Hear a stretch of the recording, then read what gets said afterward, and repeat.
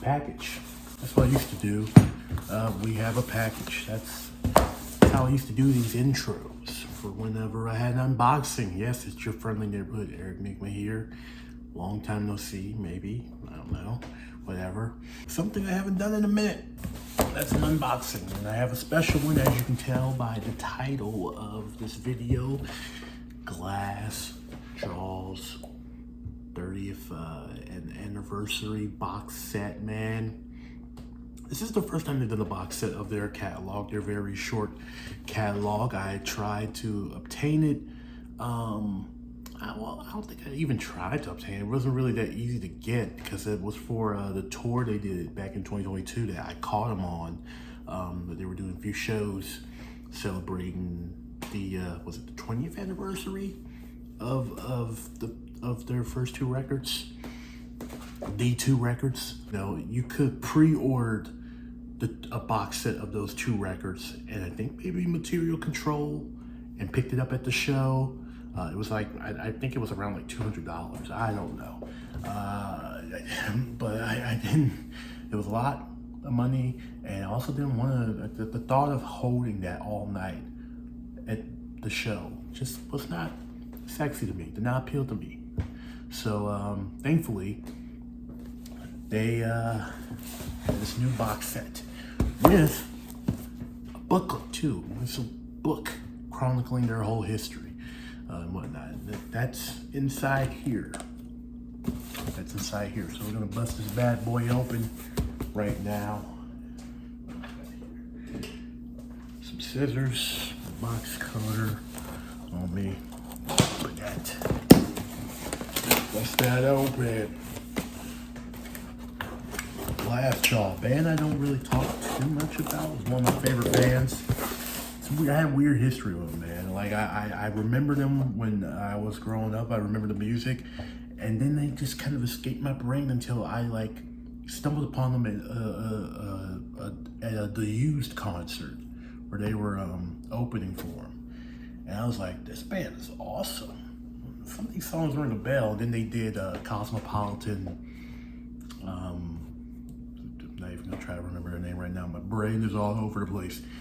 But they did that song, and I was like, they did that one, and then they did the Ape Dos Mil, and I was like, oh, I remember these guys. They're awesome. And went back and did my went back and went through the whole catalog, because at the time it was only 2 albums, you know, and some EPs, of course, which is all in here. It's all in here. It's all in. In this. I'm gonna flip it over so y'all can get a good look at this bad boy. Boom, all right, here we go. Let's get into it, baby. 1993, when Daryl Palumbo and Justin Beck started Glassjaw with, oh God. Why did I even set myself up? I can't remember the third dude's name. Fuck, I'm not a real fan, am I? This is the booklet. There was a gold version of this that you could get, and I was seeing that sell out on different sites, and I could have got it, but I said, you know, I'm just gonna play it safe and get the white version, because I feel like there could have been some pressing issues with getting the gold version, so I just went for the white version.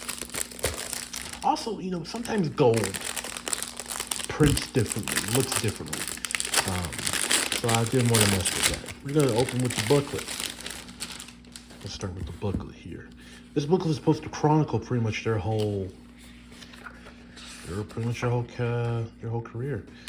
Nice Glassjaw shirt. I've seen that one before.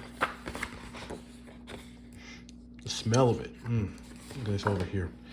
Look at this over here. Making things for 30 years. To celebrate 30 years as a band and partnership, we present the oral history of Glassjaw as told by the people who and the places that influenced them. As always, thank you for participating. All right. Glassjaw is Justin Beck and Daryl Palumbo. I was right. Yeah, I can agree. I'm not going to show you all this. Walter Schreifels.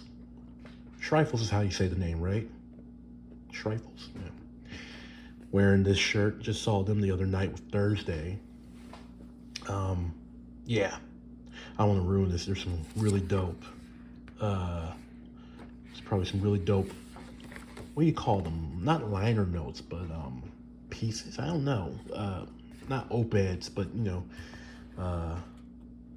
show no mercy. But do I lie to myself? It's probably just. I know they got different guests in here that have contributed some little pieces like that. Like, boom, there you go. Gavin Flack of Burn and Absolution. Awesome. They got they're gonna have a lot of New York hardcore legends in here, I bet. Let me get one more person, then I'm gonna close this up because again, I don't want to ruin this for myself or anyone else. Mike Gitter and our executive, Triple X fanzine, musician. Yeah, Mike Gitter. It's not the Mike Gitter that just passed away, is it? Or am I thinking of somebody else? I'm gonna stop here. So that's the booklet. All right. Oops, sorry, just hit that. That's the booklet. Let's get into the vinyl, baby. Right?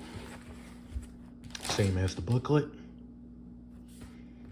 Same on the back as well. So let's get into this vinyl. This vinyl. Be careful here. Insert that. Right. Bust this. Bust it open, baby. Come on. This is where I'm going to edit because I can't get it good. My fat fingers. Got it.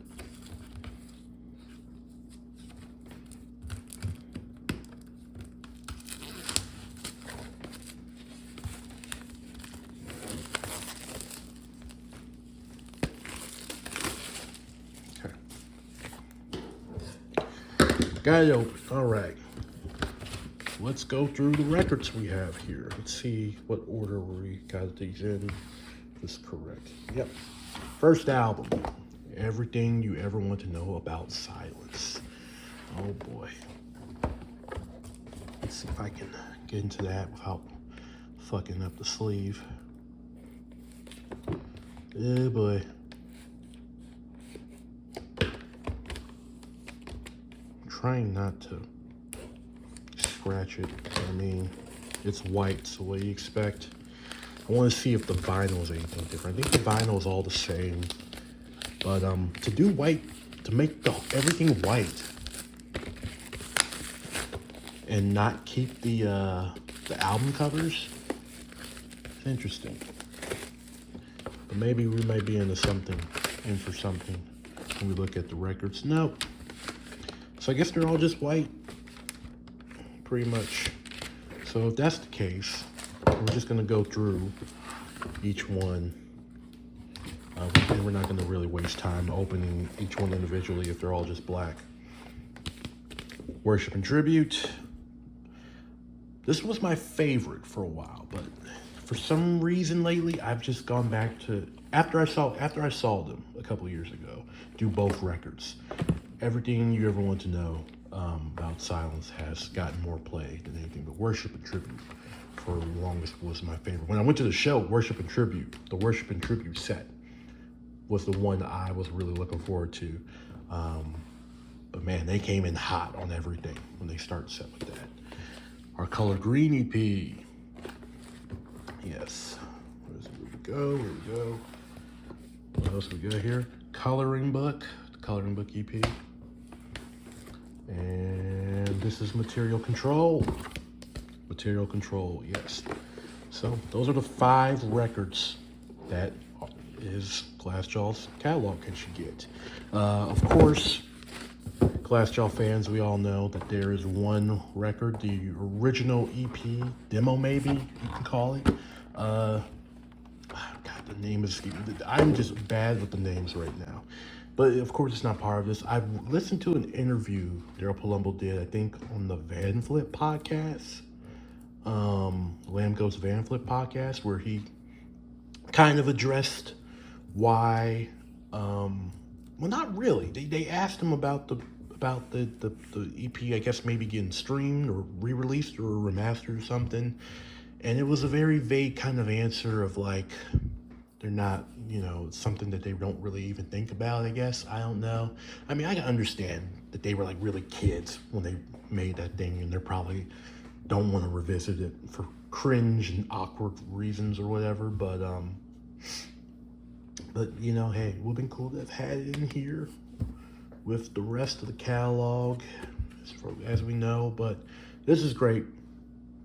Straight up, it is, man. I have the whole Glassjaw catalog. I have a Glassjaw box set, which is awesome. I can add this to my collection of box sets. Yeah, that's it. That'd be great. So yeah, that's it. That's the video. Do the YouTube things. Like, comment, subscribe. And, you know, I'll try to keep at it, you know. If not, I mean, I